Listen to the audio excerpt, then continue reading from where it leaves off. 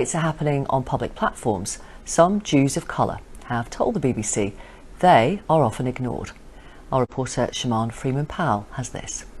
And it is exhausting to be always fighting against the next hate, and that's where people like me find ourselves. Madeleine is a French, American and British national with West African and European ancestry.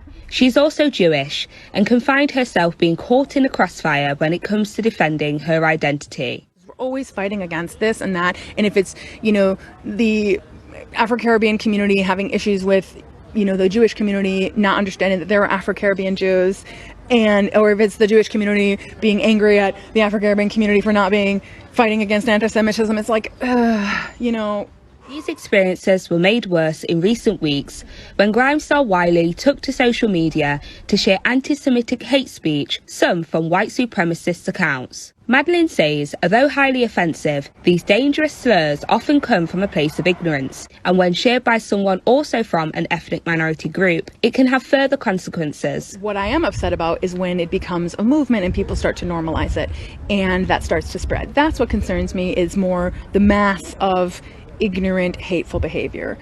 So my perspective on that, especially considering the context of Black Lives Matter, which ends up making things very messy. Sometimes people begin to pit one type of discrimination against another. I think what's important to remember is that not all black people are Christian and not all Jews are white. What we need to understand a little bit more about each other, and crucially, where these racist and these anti-Semitic conspiracy theories and the tropes, where they come from. They're about white supremacy. And as a Jewish black man, Michael has to fight prejudice on both sides. I've come across problems. I know my family have. When we went, sadly lost a member of the family, and we had to go to a shiva, which is a mourning ceremony. And when we turned up at that synagogue, I turned up just a little bit later than some of my other siblings, and they were being refused entry. And it wasn't until I got there and I actually remembered a couple of people who were members of that particular show that we were able to negotiate our way in. I think the lives of British Jews are easier when people know more about British Jews, and one of the things they would know more about is that we do not all look like this kind of stereotypical image. Stephen Bush is a political editor at The New Statesman and is chairing a commission on racial inclusivity set up by the Board of Deputies of British Jews. It comes after Black Lives Matter protests sparked a conversation about the experience of Jews of colour.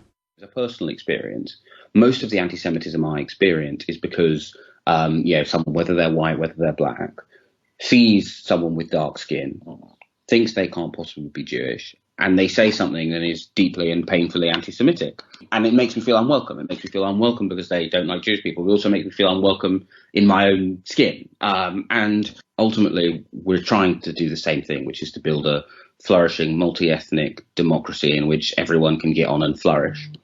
And if we can't work together on our shared interest in anti-racism, we're never going to successfully land that argument in a wider audience. So I think it's hugely important to build and strengthen those relationships. Stephen hopes the Commission will address some of the issues Jews of colour experience. The first step is allowing a space for their voices to be heard. Shimon Freeman-Powell, BBC News.